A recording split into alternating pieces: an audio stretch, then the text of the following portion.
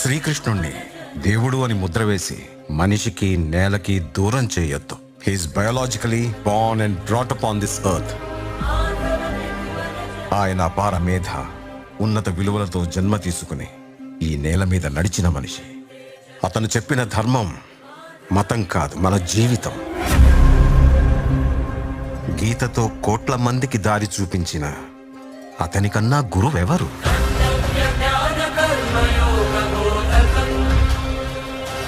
రక్షణ కోసం సముద్రం మధ్యలో ద్వారకా నగరాన్ని కట్టిన అతనికన్నా గొప్ప ఆర్కిటెక్ట్ ఎవరు?